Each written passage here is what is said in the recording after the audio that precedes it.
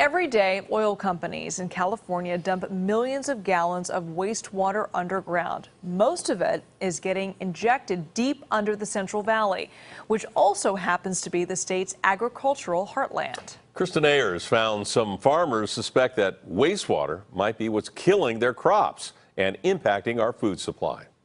As under normal circumstances, there would be leaves on almost all of these trees where you see they're all dead now. Something bad is happening on Mike Hopkins' Central Valley farm. The problem, he says, began about 8 years ago when the leaves of his newly planted cherry orchard started turning brown. Soon, the almond trees followed. So we started doing water tests, soil tests, tissue tests, digging holes, trying to find out where the problem was. The water tests provided a clue. It had more contaminants in it, chloride, high in salts, boron. It had other minor elements in it that normally we wouldn't find at not toxic levels, but levels that were harmful to the trees.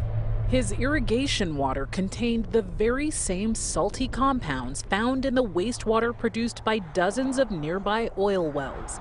10 barrels of wastewater come up with each barrel of oil, and most of it is injected back into the ground. State regulators told Mike this wastewater injection well right across the street from his farm couldn't be to blame because it's been abandoned for years. But it turns out abandoned wells can be a problem. That acts as essentially a chimney. Patricia Oliver is suing the oil companies involved on Mike's behalf.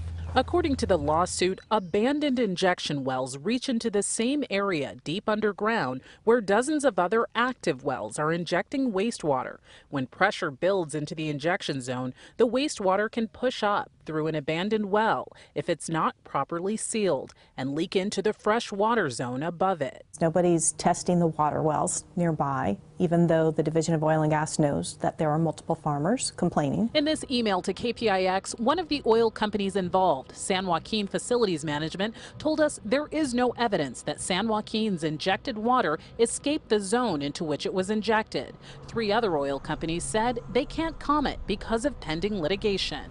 The Division of Oil and Gas didn't want to talk to us either. We have a role of concurrence. Jonathan Bishop is Chief Deputy Director of the Water Resources Control Board. His agency is assisting the Division of Oil and Gas in a federally mandated review of hundreds of injection wells that the EPA has determined could potentially be contaminating California's drinking water supplies. We did a first cut review and identified a number of wells that needed further study. Dozens were found in violation. The well near Mike's farm was not on the list, but Jonathan admits there is a theoretical potential that an abandoned well that perforates down into the oil field might have some cross connection with a water zone. He says so far no wells used for irrigation or drinking have been found to be contaminated.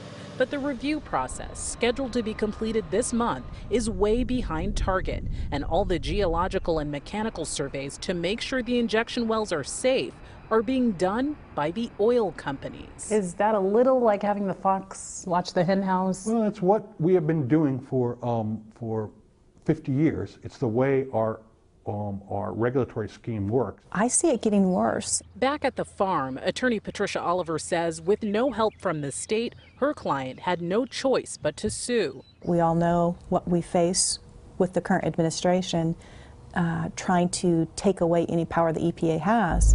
Meanwhile, Mike Hopkins has planted pistachios on the field where his cherry trees once blossomed. They're sturdier plants, but he doesn't hold out much hope they'll survive either. These are our trees here too. And once his almond trees stop producing, he says he'll pull those too. This is a small orchard.